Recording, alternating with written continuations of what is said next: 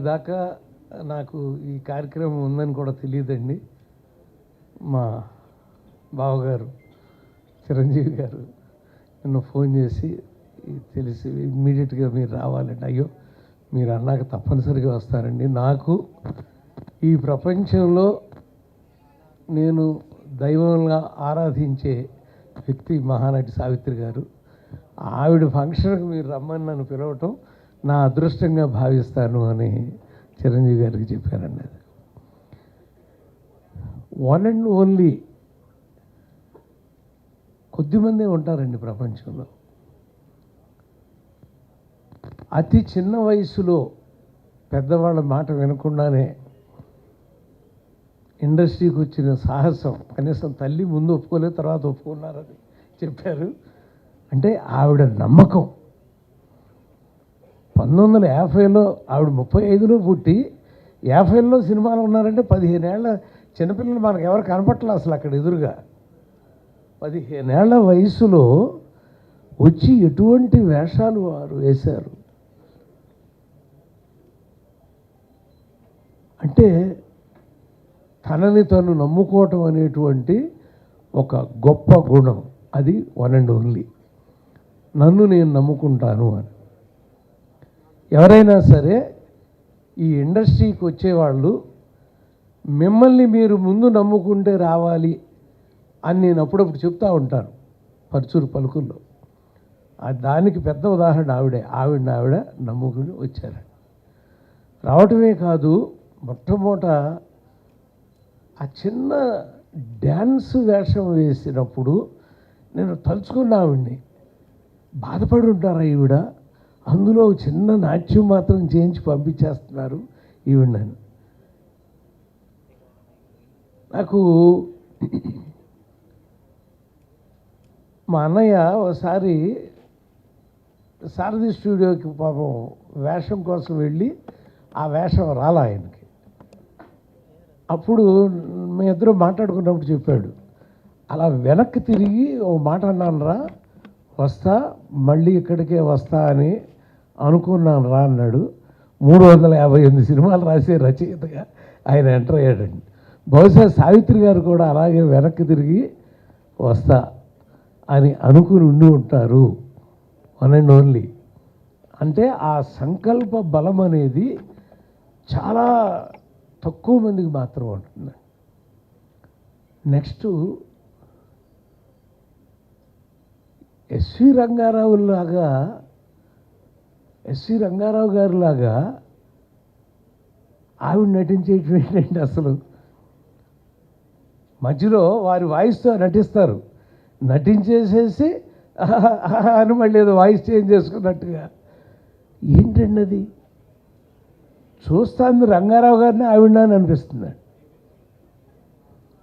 మీకు ప్రపంచంలో ఉన్న అతి కొద్ది మంది నటీనటులకి నవరసాలని కళ్ళతో మాత్రం అభినయించి చూపించగలిగిన వాళ్ళు చాలా కొద్దిమంది ఉంటారండి.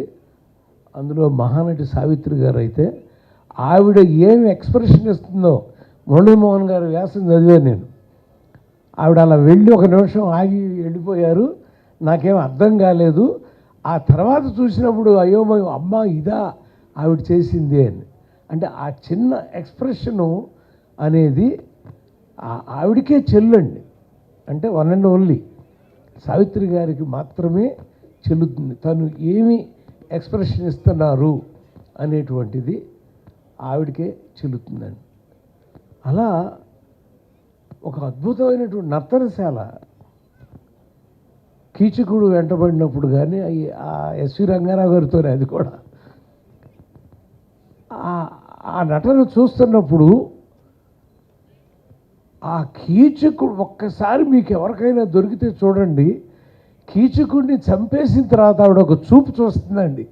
మీ ఎంతమంది గమనించారో ఆ చూపు నాకు తెలియదు, కానీ ఒక్క చూపు చూస్తుందండి కీచకుడు చనిపోయినప్పుడు. ఆ చూపుకి ఎన్ని కోట్లు ఇచ్చినా సరే ఆవిడ నటనకి ఇంకా తక్కువే అనిపిస్తుందండి.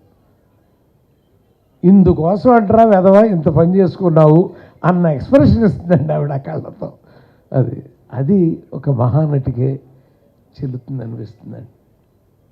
అయితే నా జ్ఞాపకాల్లో భాగంగా కృష్ణారావు స్ట్రీట్లో మేము ఉండేవాళ్ళం అండి. కన్నమ్మ గారి ఇంట్లో నేను ఉండేవాడిని అండి. ముందు నూతన ప్రసాద్ ఇంట్లో ఉండేవాడిని. ఆ ఎదురుగా ఉన్నది కన్నమ్మ గారి ఇల్లు. అక్కడి నుంచి 1, 2, 3, 4 ఇల్లు అది పిఏపి వాళ్ళు వచ్చేవారు తర్వాత. ఇది సావిత్రి గారి ఇల్లు. పెళ్లి కాకముందు సావిత్రి గారు ఇక్కడే ఉండేవారు చిన్నప్పుడు అని. నేను ఆ కొత్తనాటి వెళ్ళి ఆ కాసేపు అలా చూస్తూ ఉండేవాడిని అండి. సావిత్రి గారిని చూడటానికి ఎలా కుదరలేదు, కనీసం ఆవిడ ఉండేళ్ళిన. ఆ తర్వాత పిఏపి ఆఫీస్ వచ్చి ఎన్నిసార్లు ఆ గుమ్మం దాటి వెళతా, ఓహో ఇలా ఇచ్చావమ్మా యోగం మాకు, ఇందులోకి నీ ఇంట్లోకి ఎంటర్ అయ్యేటువంటి యోగం అని అనుకునేవాడు. అలా ఆవిడ ఉన్న ఇల్లు చూడటం, ఇప్పుడు వారున్న ఇల్లునే అందరూ చూస్తున్నాం మనం, ఇన్స్టాగ్రామ్లో వాటిలో కనపడుతున్నాయమ్మా, మీరు పెట్టినవి అన్నీ కూడా మాకు కనపడుతున్నాయి, అవన్నీ తెలుస్తున్నాయి. అప్పుడు తెలియదు కదా, అదొక ఆశ, వెళ్ళాలి చూడాలి అని. అయితే నేను ఇండస్ట్రీకి వచ్చినప్పుడు పిసి రెడ్డి గారిని బతిమాలా, సార్ నా జీవితంలో ఒక్కసారి ఆవిడ్ని కలవాలి అని నా కోరికండి, అది కావాలంటే నేను వారి ఇంటికి వెళ్ళైనా చూసి వస్తాను అని. సారీ గోపాలకృష్ణ, వారు హాస్పిటల్లో ఉన్నారు అని చెప్పారు.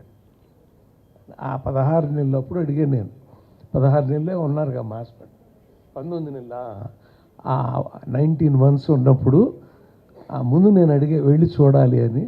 అంటే చూసే అదృష్టం లేదు, కానీ ఆవిడ వెళ్ళిపోయారు.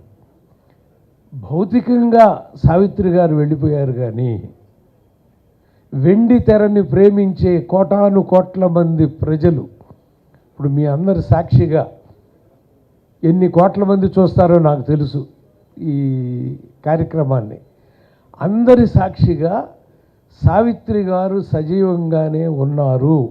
ప్రతి నటీమణి యొక్క హృదయంలో ఆవిడ ఉంటారు, మనం నిత్యం ఆశీర్వదిస్తూనే ఉంటారని నమ్మే వాళ్ళలో నేను ఒకడిని అని తెలియజేస్తూ, అమ్మ సావిత్రమ్మ, నిన్ను చూడలేని బాధ నేను తీసుకుంటాను. చాముండేశ్వరి గారిని చూసుకుని, నీ బిడ్డను చూసుకుని, తనలో నేను చూసుకుంటున్నానని తెలియజేస్తూ సెలవు తీసుకుంటున్నాను. నమస్కారం.